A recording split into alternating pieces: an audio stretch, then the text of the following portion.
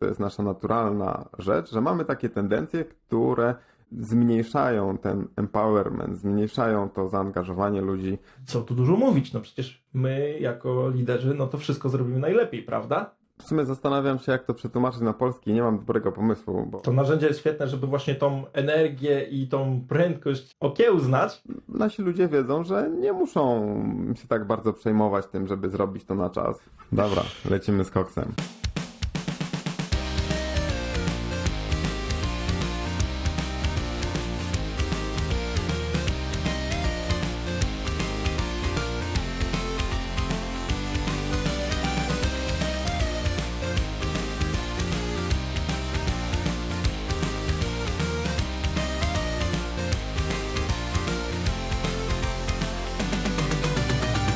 Cześć, witajcie w Nerd Management. Z tej strony Paweł Rekowski. I Krzysztof Rakowski.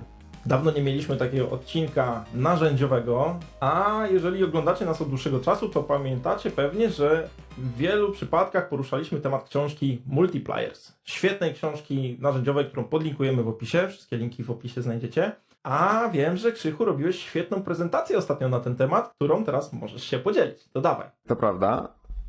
Ostatnio robiłem szkolenie dla jednej firmy, która pracuje w branży danych farmaceutycznych i tam rozmawialiśmy na temat empowering your people.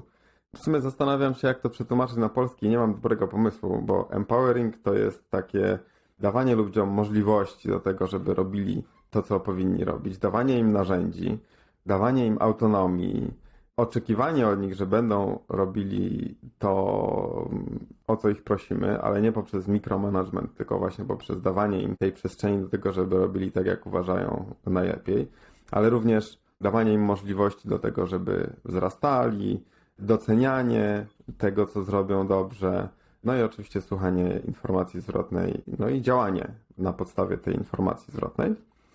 Możecie pamiętać właśnie z książki Multipliers, ale jeżeli nie, to wam szybko streszczę. Autorka Liz Wiseman mówi tam o tym, że często mamy takie tendencje, które nie robimy tego złośliwie czy przez niekompetencje, to jest nasza naturalna rzecz, że mamy takie tendencje, które zmniejszają ten empowerment, zmniejszają to zaangażowanie ludzi, powodują, że są mniej chętni do tego, żeby przynosić tę wartość, bo to wynika z naszej natury. I powiem wam o jednej z takich tendencji. Ta tendencja, często ją widuję, zwłaszcza u takich menedżerów, którzy się czują tacy bardzo zaangażowani. To się nazywa Rapid Responder. I to jest taka osoba, która zawsze jest bardzo szybka do reakcji, do działania. Czyli na przykład to jest osoba, która ma zawsze pusty inbox, nie ma żadnych nieprzeczytanych wiadomości na Teamsach czy Slacku. Pojawia się problem, pojawia się pytanie, to czyta wiadomość, odpisuje i cyk, problem rozwiązany, sprawa załatwiona. Czemu tak działamy? Bo chcemy, żeby zespół się szybko poruszał, chcemy dobrze służyć naszym klientom, naszym interesariuszom, chcemy, żeby biznes był zadowolony, chcemy, żeby projekty się toczyły szybko. Ale na czym polega problem? Że często jest tak, że Paweł z naszego zespołu powinien się tym zająć, ale ja nie będę czekał, aż Paweł się tym zajmie, bo wiem, że już jest, 20. O tej porze Paweł już się szykuje do łóżka.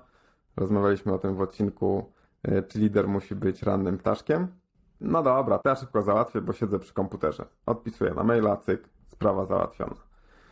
Albo może być w drugą stronę. Członek naszego zespołu jeszcze nie przyszedł do pracy, albo jest na spotkaniu, jest czymś zajęty. To ja to załatwię, żeby po prostu działo to szybko. No i niby fajnie, bo pomagamy rozwiązać problem, wspieramy, szybciej się rzeczy dzieją, nie trzeba czekać. Ale jaki jest faktyczny rezultat? Faktyczny rezultat jest taki, że zabieramy ownership, czyli to właścicielstwo danego zagadnienia od tej osoby, której to zadaniem jest, która powinna to zrobić, która powinna się czuć za to odpowiedzialna. I co to powoduje?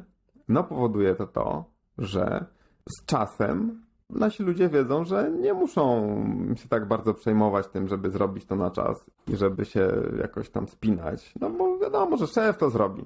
Jak nie odpiszę przez 2 dni na maila, to się nic nie stanie, bo zawsze jak już będzie za późno, to Krzysztof to zrobi na przykład. I to jest złe. To jest właśnie zresztą nie jest to zmyślone przeze mnie, tylko według badań Liz Wiseman i jej zespołu, ta tendencja, którą nazywamy tutaj Rapid Responder, wpływa negatywnie na to, jak nasz zespół pracuje.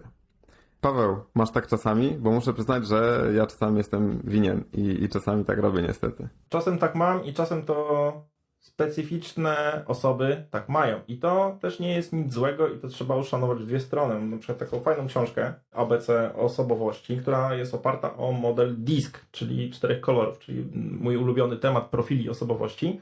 Jeżeli kojarzycie Web Dynamics, to o czym mówimy, to są według DISC-a to są osoby inicjatywno-dominujące, według Web Dynamics to są kreatorzy starzy, czyli między innymi ja, które dokładnie w ten sposób funkcjonują i to jest ich sposób życia, więc z jednej strony to narzędzie jest świetne, żeby właśnie tą energię i tą prędkość okiełznać i też przełączyć się w taki tryb analityczno-krytyczny, który właśnie potrafi poczekać czasem i dać tą odpowiedzialność. Bo tak, to czasem tak jest, że chcemy, bo no co tu dużo mówić, no przecież my jako liderzy, no to wszystko zrobimy najlepiej, prawda? No nieprawda. No właśnie, jak sobie z tym poradzić? Według Liz Wiseman zmienić tę naszą negatywną tendencję diminishera, czyli taką osobę, która zmniejsza tę inicjatywę, na tendencję multipliera, czyli osoby, która mnoży te rezultaty naszego zespołu. I jedna z technik jest bardzo prosta, tylko musicie się jej oczywiście trzymać. Zresztą większość technik z tych multipliers jest prosta. Ustaw sobie po prostu taki czas, że jeżeli, no nie wiem, przyjdzie jakiś ticket, e-mail, wiadomość, to ustal, że poczekasz dobę albo chociażby kilka godzin. No oczywiście zależy to od kontekstu i to możecie sobie bezpiecznie pozwolić. Zrób tak, że nie odpisujesz od razu na tego maila, nie załatwiasz od razu tej sprawy.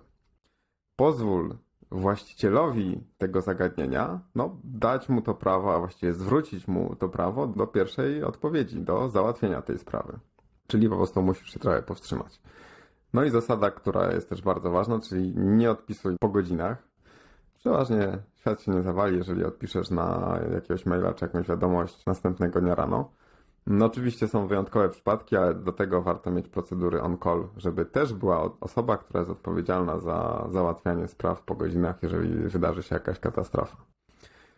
I jaki jest rezultat tego? No rezultat jest taki, że jeżeli ktoś ma jakieś obowiązki, ma jakieś konkretne zadania, no to wiedzą, że muszą się tym zająć w ustalonym czasie, bo nikt za nich tego nie zrobi.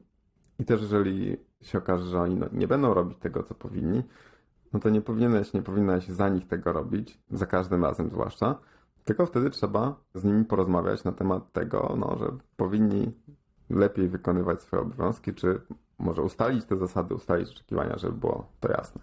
I to jest właściwie taka pierwsza i bardzo prosta technika, która bardzo w tym pomaga, żeby wyzbyć się tej tendencji Rapid Respondera. Dajcie znać, czy chcielibyście usłyszeć więcej o technikach z książki Multipliers, bo jest ich tam multum i bardzo chętnie z Wami omówimy. Napiszcie w komentarzach, czy napiszcie do nas maila. No i wtedy będziemy mogli jeszcze kilka tematów z Wami omówić. I żeby być na bieżąco, pamiętajcie, że jeżeli Was jeszcze tam nie ma, zapiszcie się na newsletter, na nerd.management/newsletter, a my widzimy się z kolejnymi odcinkami w najbliższy wtorek o 8:00. Trzymajcie się, cześć! Cześć!